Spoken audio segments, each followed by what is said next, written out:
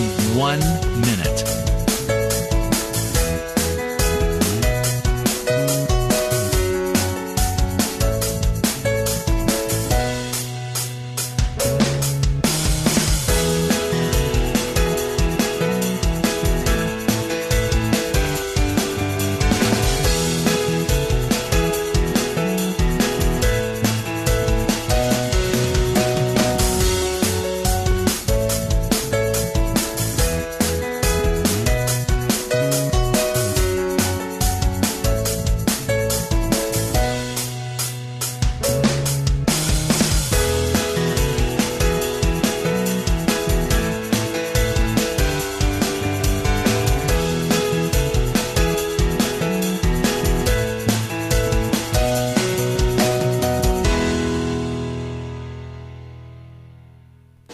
Welcome to Lynn Cullen Live at pghcitypaper.com. Email your questions and comments to Lynn at pghcitypaper.com.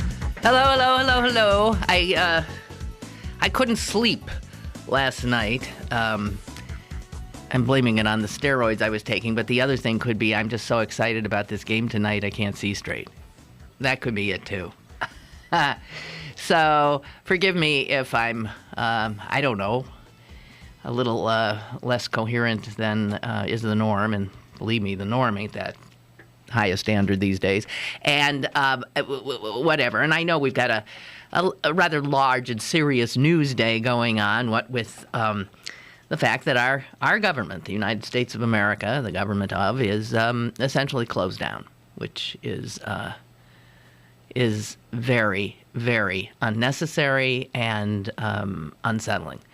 It's Tuesday. That means my sister Susan's joining us from St. Louis. Maybe we'll be playing them soon enough. Suze? Yeah, this is just terribly exciting. I'm nervous. I am so nervous. I mean, you've just battled your way here and raced ahead, but you got to beat them one more time. It just so and it scary. Just seems like the more you did it already, the harder it's going to be. Yeah, that's what I keep thinking. Couldn't we have maybe just lost one of those games? Because now to beat them 4 in a row, the Reds. I mean, come on. But yeah, so if we do, then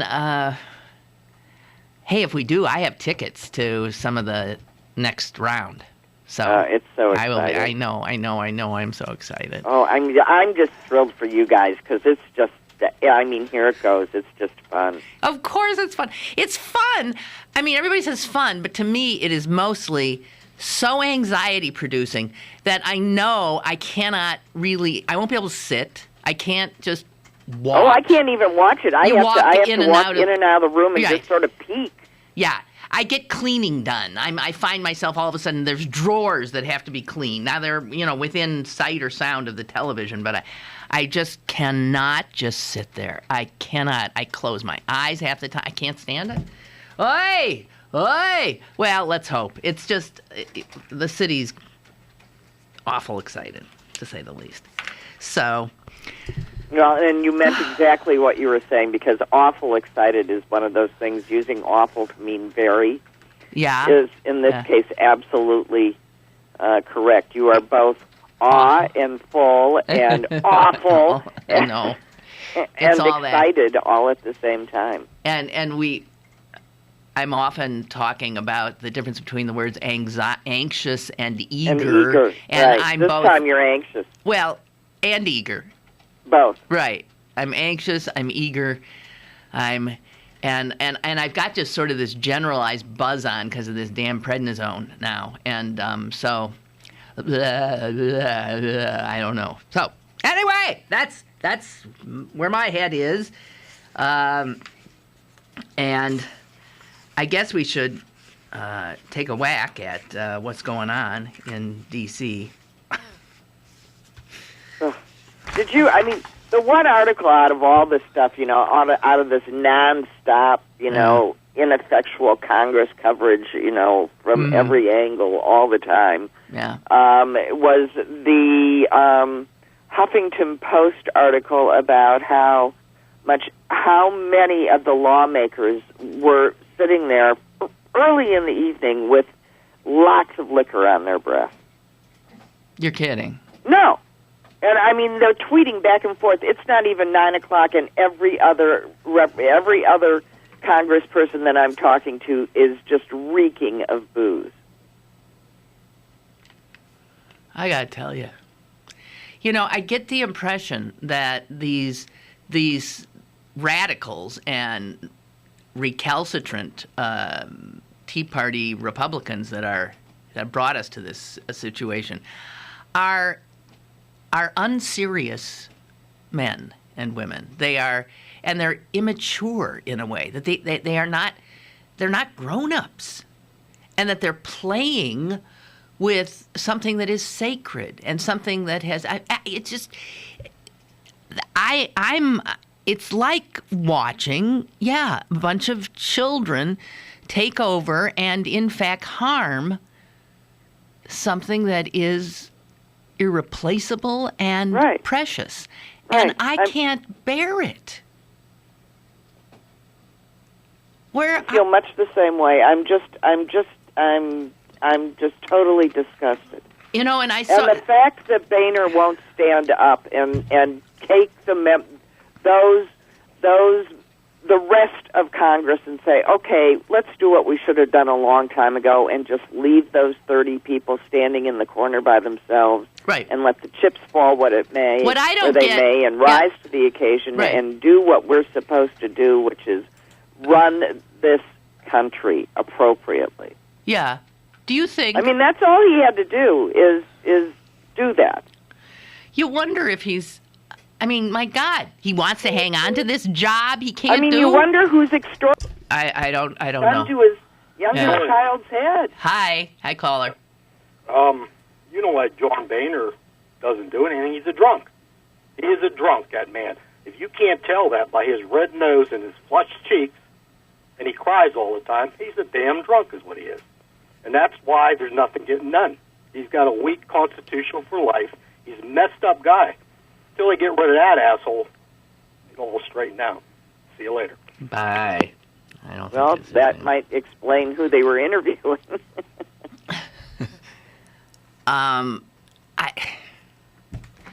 So, some of the things that I have come across. If you look at European newspapers or Mexican newspapers right now, and they're trying to explain to their people what the hell is going on in the United States, they are having difficulty doing it because this is not something that would ever happen in their countries. Their forms of government would not allow it. And so I found one interesting piece from BBC trying to explain what is going on, and that how we have a non-parliamentary democracy, but that is designed to have potentially different parties in control of different sections of the government. And this was done, ideally, so that change would come slowly, incrementally, and through compromise.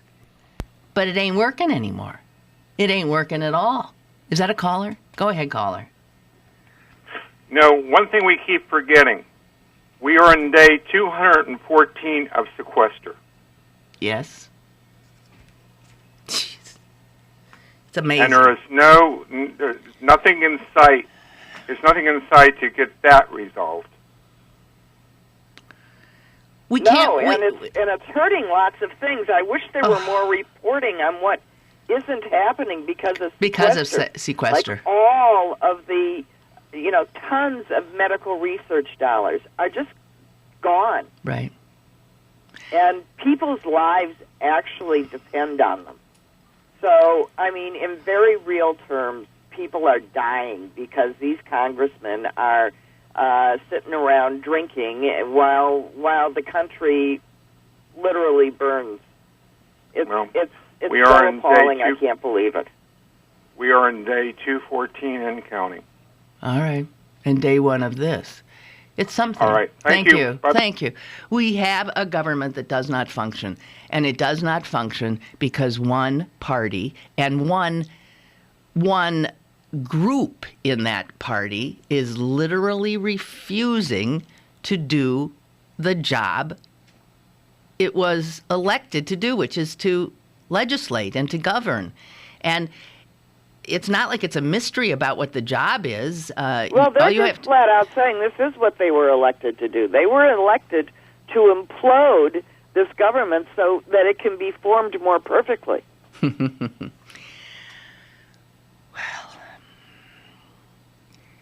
you know, government shutdowns, a government shuts down in the rest of the world for very few reasons. One could be a coup d'etat, then the government shuts down.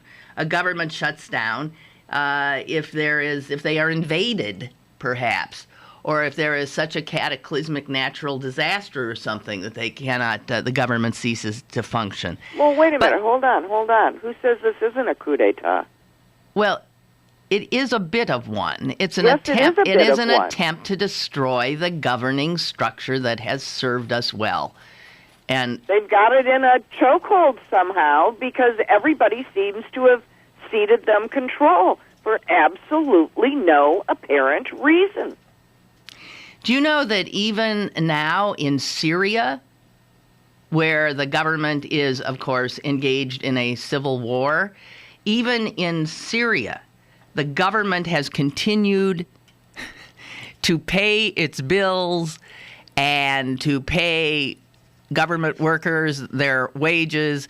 So in the midst of the killing fields of Syria, that government is still functioning. That's right. And millions of people, literally millions of people, as this spans out, were not intentionally, and with apparently great amusement, thrown out of work. Just thrown out of work. When everything closes, all the people that rely on the people coming to those places are out of work, too. Right, the domino effect. I mean, obviously, if you close down the national parks, all those, restaurants, and I sure hope hotels. You weren't waiting on that passport. Yeah, God forbid you thought you were going to go on a wonderful trip. The birth certificate that you needed for some reason. Well, I actually have a list here of some of what now does not function in our government. The Centers for Disease Control and Prevention now lack funding to support the flu vaccination program. Okay, if you have a boat and get in some trouble, don't expect the Coast Guard to come to your aid. They have had to cut back on all routine patrols and navigation assistance. 400,000 employees of the Department of Defense will be given unpaid vacations. Not, let's say, have been given unpaid vacation. Death benefits for military families will be delayed. U.S. Forest Service workers are being furloughed in California and in other western states right now at the height of the forest fire season. Visa applications and passports, as Susan said, forget about it. Huge delays. The National Institutes of Health will not admit any new patients. OSHA, the Occupational Safety and Health Administration, will halt all regular inspections. So employees working in potentially dangerous jobs, well, they're on their own right now. The Small Business Administration will furlough 62% of its workforce. The Federal Housing Administration won't guarantee new loans. All the museums, the Smithsonian, the parks closed down. People who are in the national parks have 48 hours to vacate them. 98% of NASA's staff furloughed. And the agency website and live streams have gone dark. The EPA will all but shut down at midnight. All but shut down. And the Department of Veterans Affairs says it will run out of funding for regular payment checks after a few weeks. The CDC will be unable to track outbreaks and monitor infectious diseases at the local level. Get this, the USDA Supplemental Nutrition Program for Women, Infants, and Children, that's the WIC program, will stop making payments as of today. Food coming in from other countries will not be inspected. Food and drug safety research, forget it. The FDA has furloughed 52% of its staff. The Nuclear Regulatory Commission, the agency is intending to furlough more than 92% of its employees next week. Temporary assistance for needy families, that'd be welfare, runs out of funding now, October 1. The Child Development Program, Head Start, already hammered by the effects of the sequester, will stop doling out all new grants today. A 94% reduction in staff will not leave the EPA much room to enforce any of its regulations. Well, this is such great news. Get rid of that pesky government. I feel freer already. Isn't it something? Isn't it something?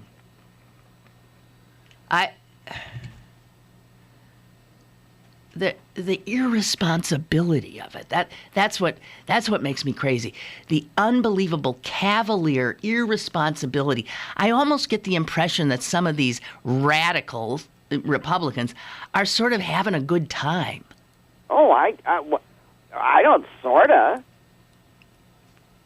They are, this is the one time that I usually hate this word, but they are reveling in their rightness. Yeah, they're so self-righteous. They just know they are right. And they just know that as long as they're right and they know it, they have the right to take all of ours away. Well, and this is really how they think. So if this is the kind of thought that people want, this is where it leads. This is what I think. This is what I'm going to do, and nothing anybody has to say should have anything to do with it. Doesn't matter. This is what we're doing. And here's the other thing that shows that we've got a real systemic problem here. If all these people in D.C. are looking at their poll ratings, you can see that the American people are not in favor of this. They might be leery about Obamacare, but they do not, by 2/3 of a margin, do not want to see the government closed down to delay its inception. But at the same time, the radicals see their while the Congress itself has terribly low ratings, in their own districts, they are popular as hell. They're doing the bidding of the Life is a reality show, and their ratings are up. And the sense that there are actual consequences to their actions that will have long-range and, in some cases, devastating consequences, even in the short term, is mind-boggling. The fact that these people don't think there are consequences is mind-boggling. But they don't care about the consequences. Damn the consequences. Full speed ahead. They've got fervor in their hearts. It's scary when you're dealing with people who are really sort of deranged. Maniacs. Well, they're a little deranged right now. They are. And they've got. I don't know. So this could go on for a while, I guess. And, by the way, since we live in a global economy, since this is going to hit our economy, since right now it could also impact the, our continuing climbing out of this stubborn recession, The sequestration didn't do any help there, and now this will further exacerbate that. It is almost as if these people are trying to destroy the country. Oh, I don't think it's almost as high as if I think I've been saying this for the longest time. You think it's treason? Think they flat out are, and I continue to warn everybody they're arming themselves to do so. Well, I don't know how people cannot be absolutely terrified as to why this large number of people seem to think that they need this large number of weapons. I know it's a total change of subject, but I think it's all of a piece. And I think they're all the same people, and I think that they are on the verge of mass irrationality, if not already there. Well, I saw somebody say something the other day that I thought was interesting.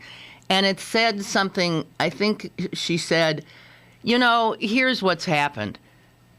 This group you're talking about, they lost the culture war. That was where they had put their fervor and their battle. They've lost the culture war by and large. By and large. And so this is their this is in their rage, in their fear that everything is falling apart as they understand it. This is this is the consequence of them having lost that huge battle which they fought against, gays and against immigrants and against all this. The only thing they won was the guns. Am I correct, or am I overstating that? No, that's correct. Although they're making inroads on and important ones in putting women back under their thumb. That's true, but that ain't gonna. But rights stripped from women. Right. But I don't see that. That's not gonna continue. As young women begin to wake up, ain't gonna happen. Ain't gonna happen. The demographics are gonna kill them. And so this is like this spasmodic response of almost like a wounded animal. It seems to me. I don't. Yeah, well, but wounded animals are very dangerous. In their rage and pain can inflict an incredible amount of damage. They're very, very, very dangerous.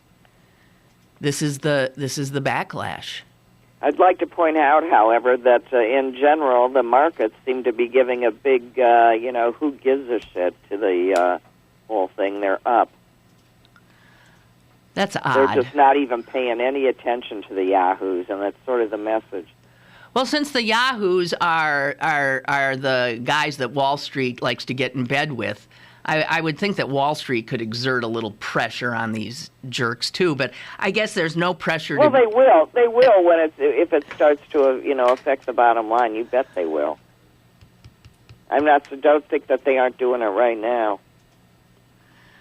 But on the individual level, the pain that'll already start to be felt right now, not to mention, as the caller did, sequestration has already created a lot of pain. This is really, really something. I don't know. I don't know what else to say, except this. I do have a warning that of something that happened the last time the government shut down. You will recall that was the same kind of scenario, brought to you by the megalomaniac Speaker of the House at the time, Newt Gingrich, trying to take down another Democratic president who the Republicans, for some reason, refused to acknowledge as legitimate. And the government shut down, right? Right. I hate to remind you what the result of that was, and this was one unintended result.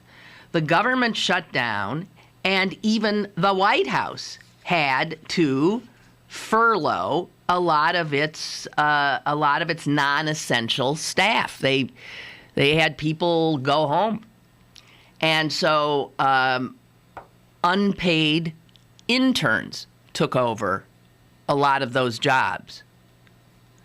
One of those unpaid interns was a young woman called Monica Lewinsky. And in taking over a job in the president's chief of staff, Leon Panetta's office, Ms. Lewinsky, answering phones and running errands, kept, bumping into the President of the United States. And it was an immediate flirtation. And she, when she ended up testifying, she said it was the second day of the government shutdown that marked the beginning of her sexual relationship with the president. Well, let's hope that doesn't. Oh, no, that's not going to happen with this president. That is not going to happen. Michelle would kill him. Would kill him.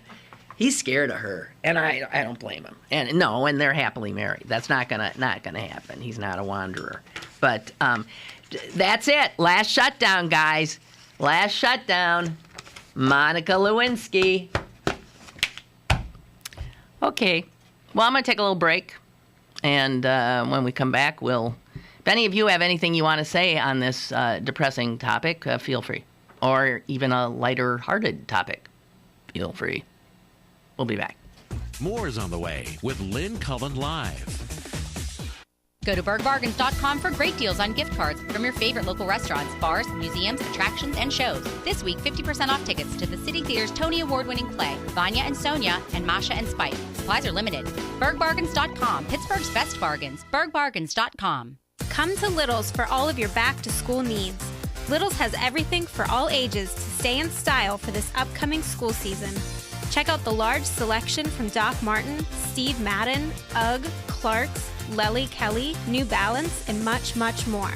Don't forget to come visit this season's colorful handbag selection as well. Little Shoes, Pittsburgh's largest family shoe store, 5850 Forbes Avenue in Squirrel Hill. You're listening to Lynn Cullen Live at pghcitypaper.com. Once again, here's Lynn Cullen. Okie doke. I have an interesting little fact here. The number of Americans killed in all the wars that this nation has ever fought, so since the Revolutionary War, the number of Americans killed in war is 1.17 million. Okay? Yeah. The number of Americans killed by firearms in non-war situations since 1968 is 1.38 million. So since 1968, we Americans have sat by and thought it was just fine to have essentially 1.5 million Americans lose their lives because of the incredible prevalence of firearms. And stop and think. You remember, the Civil War was a killing field. But we killed more than that just in the last, 50 years with no war going on. And we don't even blink. Yeah, we don't seem to care. Isn't that amazing? I got to tell you, if you do step out of this country and turn around and look at it with a different perspective, you would think, if I were not an American, I would think Americans are insane. There's something really different about them, and it's a little crazy. It's crazy. The way they're dealing with their government now, the way they are willing to live with this constant carnage. This is a crazy country. Yes. God. It is. Yeah, it is. And Gigi writes, you can add to the list of woes the Department of Justice is using this as an excuse to delay the trial in the case of the U.S. Airways American merger.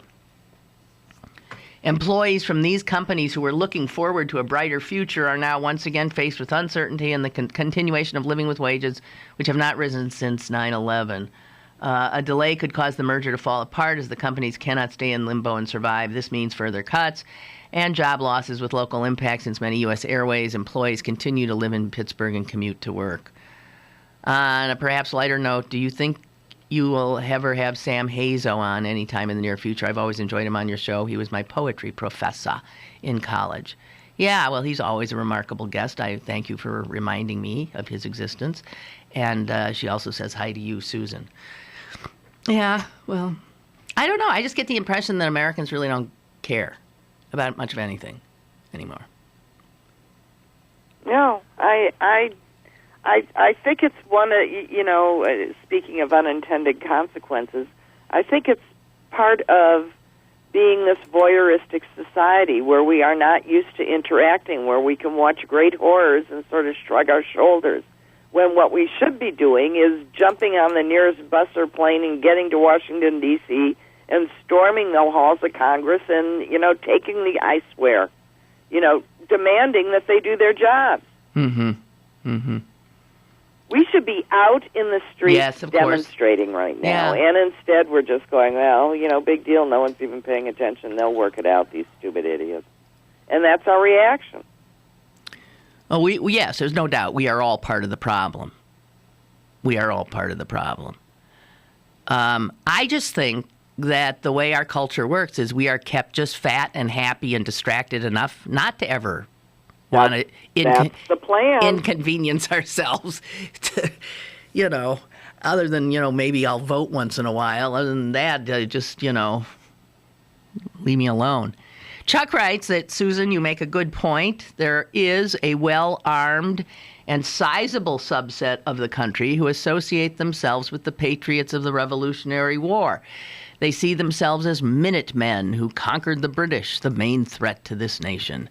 This group is ready to go to war with anyone who they perceive as a threat to their twisted view of the Constitution, even if that threat is the government itself. They are well-armed and they are deranged, but they are not patriots, and this is frightening. Yeah. Well, I guess we can't... I wish I weren't right, but I'm right. Right. You are. You're right.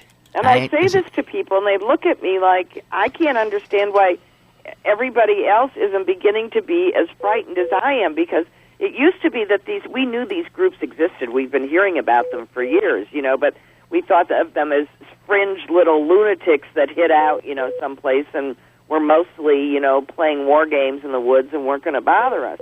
But that's not who this is anymore, and they aren't hiding in the woods anymore. No. They are right out there controlling policy. And now they've got a stranglehold on our government. And why people aren't putting, I'm horrified. Yeah. Is our caller still there? Hey, callers, have a little more staying power there, babes. Come on. I'm sorry, I didn't mean to No, you weren't. No, that's okay. I mean, somebody can hear that. He'll come back. Okay, caller, go ahead, please. Yes, Lynn, just a quick note on what you're discussing here. If you really wanted to get this country united to go to Washington, D.C., what needs to happen is this whole mess with the budget needs to shut down cable television. If you shut down, if cable television goes off the air, there would be riots in the streets. It's just unbelievable what would happen in this country. Cable television. Yeah. It would annoy people enough. So that's your the only thing I think that will get people. You're saying motivated. stop their bread and circuses, and then we'll get their attention. Yeah. Well, thank you. Okay, thank you.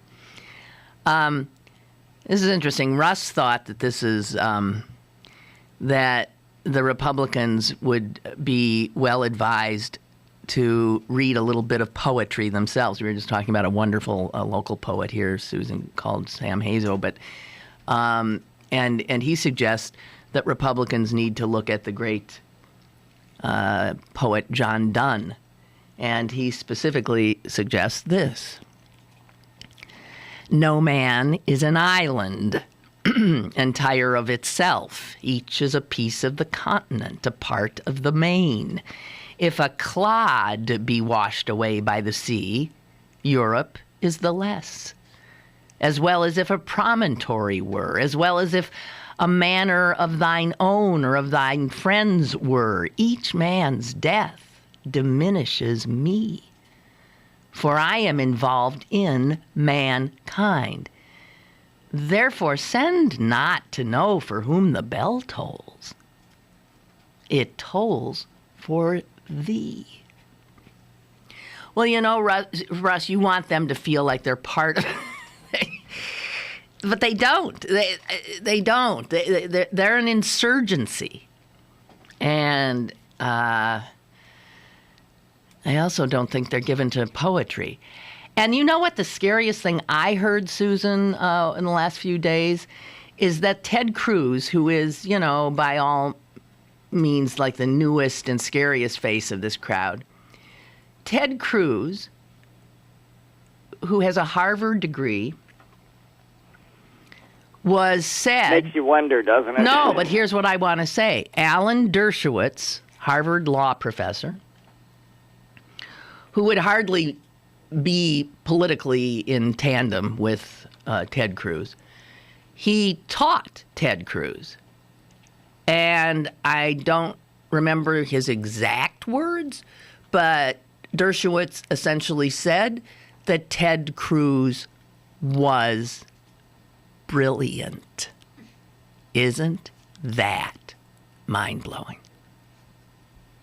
So explain to me how someone who apparently has an extraordinary mind can end up leading the band of clowns. So it means that he might be brilliant intellectually, but he has the emotional intelligence of a toddler? Well, I don't understand. You aren't asking yourself what his aim is. I think his aim, he seems megalomaniacal to me. Right. So there are different intelligent paths, you know, vaguely sociopathic, but that's fine, that one takes to get to one's goal, and it doesn't necessarily mean that they have to espouse a you know, even rational political, you know, kind of thoughts. What they have to do is be able to successfully sell whatever it is to the target group, which he is doing beautifully. Well, where I think he's wrong is in his estimation of the size of that group or where it's going to get him, and that seems to me to be a rather stupid error. Mm-hmm. I just don't know.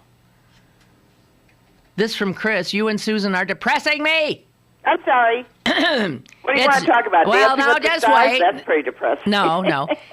It's too nice of a day to have such a heavy topic. Yeah, but Chris, I can't. The weather we could not get. When the government of the United States shuts down and it's a sunny, beautiful day, are we supposed to? It is a little too big a topic to ignore, it seems to me. I'm sorry. And Chris, though, says, "I know it's the main subject, but we need to have some lighter stuff. Come on, the Pirates are in the playoffs, first time in 21 years. It's beautiful weather. Let's try to keep everyone up. How about Bill Nye getting kicked off Dancing with the Stars? Or how many times do you think they'll show that rubber duck tonight with the playoff game? Anything but the government shutdown, please." Susan, have you seen our rubber duck? I have. Isn't it cute? I thought it was very cute, actually. It's a good thing that there were boats floating next to it to get the scale. Right. It's a big duck. Have you eyeballed it in person? No, I have not yet, but I suspect that since I'll be going to, since the Bucks will win tonight, and then I'll go to a Cardinal game on Sunday or Monday, I'm going to be going to a game here. I'll see it then. Okay. That's my plan. And we have another call. Hello? Yes, you do. Hi. Guys. How are you? Hi. PJ from Greensburg. Hi, PJ. Hey, well, real quick, and then I'll get off of the depressing stuff. There is a large difference between IQ and EQ. Yes. IQ is almost useless. EQ is what really matters, emotional quotient. I agree. I totally agree. Pardon me? I totally agree with you. Yeah, and Ted Cruz is he's IQ and no EQ. Mm-hmm. And IQ is virtually useless, really, in a world with this many people and all the aspects that have to be taken in. It's all EQ. But okay, so anyway, that is not a rubber duck. What? What do you mean it's not a rubber duck? It's not a rubber duck. It's not made of rubber. Okay, what's it made? It's a big inflatable. It's probably nylon. It's not. It's like a balloon. Well, it's not. Yeah. Well, I would say it's not even a balloon. It's what they call an inflatable. I guess you could call it a balloon. I think of a balloon as being latex, something that is sealed and keeps the air tight inside of it. Mm-hmm. Something like that has a continuous flow of air that keeps it inflated, keeps it pumped up. They were all over Pittsburgh a few years ago. The Sprout Project did a whole thing with giant inflatables. There was a big zombie. There was a big, I think, Carnegie head. It was inflatable. There were a lot of them. There was the one that I worked with was the Bessemer furnace. It was a giant Bessemer crucible with legs sticking off of it. I don't understand what the big deal is. Well, I'm getting at. I think it's not a rubber duck. I think it's a nylon version of a rubber duck. Yeah. So it's the whimsy. It's the whimsy. It's the whimsy. My God, yeah, it's whimsical. I am. Every time they talk about it on the news, and the news was leading with it. They're still leading with it? For a few days there, especially the night that it arrived. They said there were 500,000 people that went to see the duck. It's a duck! Okay. I can't, I'm having trouble hearing you. Okay. Bye, PJ. It's not a rubber ducky. Okay. It appears that we have reached the time when I can take my second break. Okay, Suze? Okay. We'll do it. Email your questions and comments to Lynn at pghcitypaper.com or call Lynn at 412-316-3381. Lynn Cullen Live will return in a moment. Les Ludwig, your independent, self-financed, clean candidate for mayor of Pittsburgh.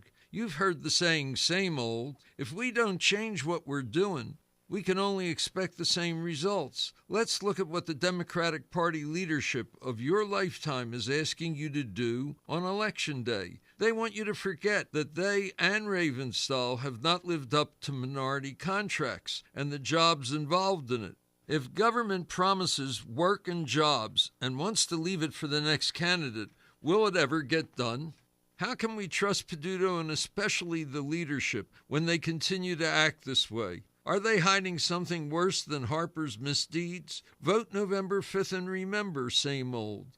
Embrace change and work willingly with it.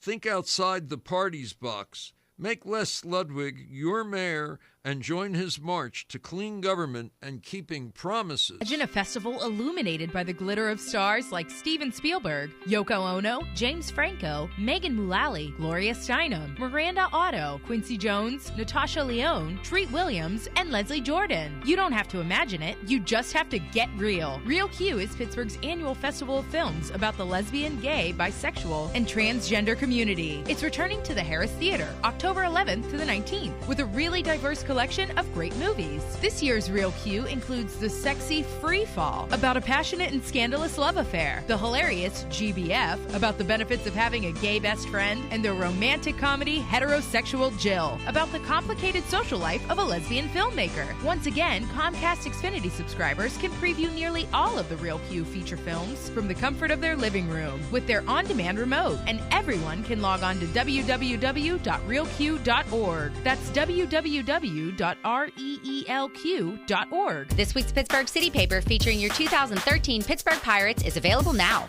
Pick up one today for our special education guide pullout. Plus, We Are Family, Neil Walker, Frank Coonley, Stephen Lynch, Marie Schwinnar, and Joe Satriani. Pittsburgh City Paper, available at over 1,700 locations throughout Western Pennsylvania and on the web at pghcitypaper.com and on your smartphone with GPS-enabled listings at citypapermobile.com. Have a question or an opinion? Call Lynn Cullen at 412-316-3381 or email lynn at pghcitypaper.com. Now, more with Lynn Cullen Live. Okie doke. So, quickly here, a few other little things. James Fallows, who is a marvelous journalist writing in The Atlantic, says this: constant shutdown, permanent emergency governance is so destructive that no other serious country engages in it or would tolerate it. But we're the wacky United States of America, and we are exceptional. Not necessarily good. No, I wish people would understand that being an exception is not always right. No, exactly. It could. Sometimes the rule reflects rationality. Right, exactly. So oh, got another caller. Hi, caller. Hi. Hi, Lynn. Hi. This is, I've been watching the show. This is Tea Party Dave. Hi, Tea Party Dave. You can have at me all you want. I'm one of those right-wing, radical, anti-government people, so just let me have it. I have a gun carry permit, but believe it or not, I don't own a gun. And I haven't shot a gun in 25 years. Okay. What do you want to tear into me about? Well, nothing. I don't feel like tearing into you necessarily. Well, I'm one of those ones that says, shut the government down. Okay. Go ahead. I mean, I find it so fun. What I found amusing in your comments were the ones where you said non-essential person. Well, if they're non-essential, what the hell do we need them for anyway? Okay, so that long list, did you hear me read the long list of things that will now, as of today, cease essentially to function? Yeah, I heard them. You don't think that those are the reasonable kinds of governmental services that any civilized nation would in fact have? I don't. As far as it goes, if I'm just thinking of if we had a system, an economic system where over half the people didn't rely on the government to give them things, then we wouldn't have to work. Then we wouldn't need the government. Wait. Okay. My mother gets Social Security. She's going to get her Social Security from the government. She's going to get her Social Security. Wait a minute. That's going to be there. You're saying okay, but that's part of the half of the people you're counting, sir. Who are you counting? I mean, who are the half? Do you think you don't get anything from the government? I don't know. I know you got the left has this long list of all the regulations that you're able to get, clean water. Hey, wait, whoa! You're both talking at the same time. Hey, right. Wait a minute. If you think you're not getting something from the government, then you're absolutely living in la-la land. Do you file taxes? That's what Susan was trying to say, right? Yes. Do you get, Susan, go ahead. That was your argument. All right, you deduct home interest mortgage? I already own the home. I don't have to deduct. Okay, but did you? Yes, of course. Okay, say yes. Okay. Okay, so that is government giving you back helping money. You own your home. Pardon? The government helped you own your home. I'm it lost returned there, but money to you that otherwise would be owing. You might think that that's your money so, all along. so the government gives me back taxes that I pay them, and so now the government's giving me. Oh, so I give them something, and then they give it back. They allow me to get it back. Sir. That's an entitlement. The definition of the word. So if you're going to use a word and give me a percentage, I'm going to demand that you tell me what that percentage is compiled of, and you're not counting the right things. Food stamps, especially after the last week, are much smaller than that. They're maybe 3%. Do you? I can make up numbers. I mean, too. I can't even. I just don't. It's so incomprehensible where you're coming from. Your refusal to acknowledge all the stuff that you absolutely rely on the government to do. The fact that you will drink water out of your tap and not feel like you might die. The fact that you feel comfortable going up in an elevator in this building I'm in because there are inspections. The fact that you are able to drive to wherever it is you want to go because government raises revenue through taxes and then builds infrastructure and roads. It is one thing after the other. What are you thinking? That's government. But when is it ever enough? When does the government ever have enough? When do we get to the point where the government doesn't need any more? Tell me at what point can we get to that point? When is the government done? When do they have enough laws? When do they have enough taxes? When? Well, probably it evolves. It's an evolving thing because the world evolves, because civilization evolves, and because things change. The economy is such that it will always grow. One hopes. Well, is the economy good or bad at the present time? Well, thanks to your friends, it's not as good as it could be. Oh, okay. So it should have been better. It's just not. Absolutely. Have we ever tried the other way yet? There happens to be a Congress that's tampering with our economy. Yeah, absolutely. So without the government spending, that controls that's the economy. No, I didn't. Did you say that? I did not say that. Oh, so then what is the economy? If it's not, you're saying government spending, government does it all. Government is our whole life. It's everything in the world. It's our very existence. We can't live. We can't breathe. We can't do anything unless we have the government. Well, I got news for you. That's sort of correct. And if you don't see that, and if you think, are you an anarchist? What do you think? Oh, Things here would we go. work? I thought the left was supposed to be caring and compassionate. What does that have to do with anything I just said? You called me an anarchist. I'm asking if you're not for government, then are you an anarchist? That seems to me you're... I'm for a limited government. Oh, I see. Okay. Well, listen, I can't... I'm going to let you go because you wanted me to pick a fight with you, and I don't really feel like fighting with you because I feel like I'm fighting with... I must say one thing, though, that you're doing exactly what the left and the Democrats feared the most, that this would happen like the sequestration and nobody notices. That's their biggest fear. That you're proving it. You're hysterical almost. That, oh my God, this is happening and nobody's noticing. Oh, don't worry. Don't worry. No, don't worry. I know. Well, we've got the media. You have the media, so believe me. But you have the media, so they'll be dragging out every poor soul they can in front of the television to say how they're being destroyed and dying. I see it on the streets now. I can walk out of my office, and there they are, laying on the streets, dying because government's shut down. All right. It's true. Bye. Is it not? Bye. Bye. Bye.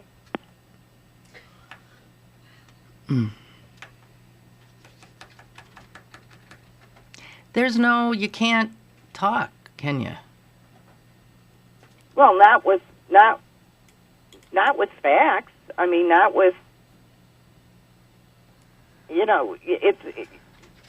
well, okay. All right. I'm not going to say it. We already said it. Okay. Let's talk about something else. Yeah. Oh, here's a question. Ansel writes, is the Pirate game tonight a sellout? Well, of course it's a sellout. Of course. And do you know if the game will be broadcast? What? Of course. Ansel. It's on national TV. It's national. I can't. He says he can't find it. I'm going to be watching the game. It's on TBS. It's on. I mean, I guess you have to have cable, though, or go to a bar. It'll be on. Or go to a bar, or go to your computer and live stream it. There are all sorts of different ways. There's no way that you're not going to see that game. Ain't no way I ain't going to see that game. I don't know. I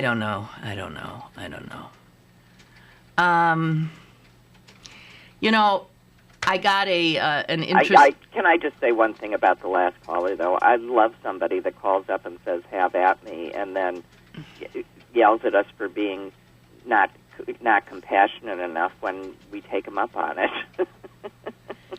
Well, I don't even, the thing is, I don't even know where to begin, because I don't think, and he will say this, he's always very polite. He writes me. I think that he has no intention of really changing his mind, nor is he going to change our mind. So it's an exercise in futility, if you ask me. Dorothea suggests that we contrast the Congress we have now with the first one. And she said, as I watched the train wreck last night on CNN, I wondered what the members of the first Congress of the United States would think of this. Because the first Congress, as you might know, passed 10 amendments, now called the Bill of Rights. This Congress today could never have passed even one. That is true. That's probably true. So Jared Day, who's the history professor at CMU who does the Daily News Nuggets blog, sent me something that he had come upon, which had fascinated him. And he was reading another historian's book, William Manchester, The Glory and the Dream, which is history of the United States from about 1932 to 72. And here's what he found in it, which he thought would make us see that, nothing is all that new under the sun. He wanted, what surprised him, the level of vitriol that the Republicans now show toward Barack Obama and, Nancy Pelosi and all that, the hatred, this visceral hatred, he said, was every bit as much in evidence when Franklin Delano Roosevelt was president. And so he sent me a few pages of this Manchester book, and to know our history is truly important, I think. Manchester said this: the anti-Roosevelt sewage being circulated in upper class and upper middle class clubs and homes in the late 1930s was anything but grand.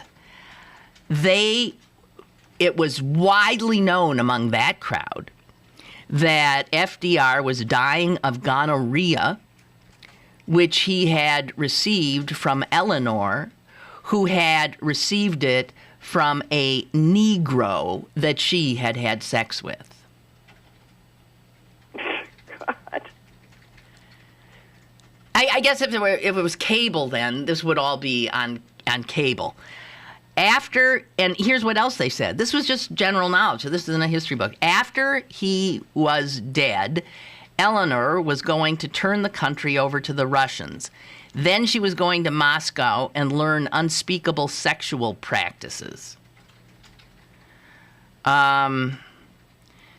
Another historian, John Gunther, writing in 1950, said this: the furtive vindictiveness of the whispering campaign against Roosevelt, the sheer defamatory wickedness of the calumny that descended on him. One forgets the atmosphere of the better country clubs in the late 1930s, the talk at the bankers' lunches, the burble of poisonous gossip at fashionable dinners. I mean, that's the same places. That's exactly. And it says there were even Army officers who, in uniform, refused to toast the president, the commander-in-chief. And they talk about the things that were he was destroying the American way of life. You can't spend your way out of a depression. Our children's children will be paying. Half the people on relief are foreigners. And then the big whisper was, he is, of course, a Jew. He's descended from Dutch Sheenies who changed their names. He's nothing but a New York kike. So there was this just fanatical hatred of Roosevelt. It is a passion, writes someone who was writing at the time, Marcus Childs. It is a passion, a fury that is wholly unreasoning. It permeates in greater or less degree the whole upper stratum of American society and is being passed along to the middle-class white-collar workers who, of course, like to think that they're in the same boat as the rich. And so reviling Roosevelt with any disgusting, despicable thing became a kind of status symbol which showed you were one of the people. Well, and hating Jews was normal. Yeah, well, that's true. But I mean, it's a lot of people thought that's a familiar hook to hang it on, and no pun intended. Okay, so we have two of our often emailers have now posted something about our Tea Party guy. Let's go to them. Chuck writes, just a quick thank you to Tea Party Dave. I appreciate him calling and reminding us of the idiocy and mindlessness that has brought us to this point. Okay. Thank you. And then we have Ray. Lynn. Ray writes, tell that delusional swine that my leftist training is not all compassion and love. I'd be glad to meet him, and I'd wonder if while I choked him, he would call a government policeman to help him. Whoa! Let's not threaten people. Even though we have a First Amendment right to do so. Oh, dear Lord. Okay, well, I think we did it, and now, for the rest of the day, there's only one thing in my mind, and that is... Go Pirates! Go Pirates! I'm putting all my positive energy behind you. Do, Suze, do. And then I know that then we'd meet up, you and me, St. Louis, and then it'll be a little less difficult for you to be for us, but I... I hope we get to play you. Oh, I hope we do. I do, too. We had the two best records, didn't we? Oh, no, I got we to didn't. tell you, no, I didn't. I should have told you earlier. I'll tell you really quick. Even on the front page of our sports section is an article about how we're used to this and how wonderful it is for you. Aw, people know that. Yeah. Oh, so everybody sort of, not so secretly, really wishing you a good long well. Oh, thank you. It's very sweet and generous of you. And quick, I'll get Lori in here. I didn't see her email. And it's also about Tea Party Dave. She says, what an ass. I am sorry, but he would never understand. He must be an uneducated person with no mind of his own. I wonder if he actually pays any taxes to begin with. He probably never played well with others in the sandbox as a child either. Oh, Laura. See, Dave, you see what you did? You bring out not positive things in us. Like these are, I think of my audience as such a nice bunch, and look what you do. Look what you do to us. Bring out all that vitriol. Right. But when it comes to haters, and if you look at American history, it's Republicans who know how to hate. Who know how to hate. All right. First day, America held hostage by the traitorous loons. Yep. Traitors. Traitorous. Absolutely. Their intent is to bring down the government. I don't know how else you define it. I agree. All right. Have a good day. Thank you, Susan. Okay. Bye. Bye. Bye, everybody. See you again tomorrow.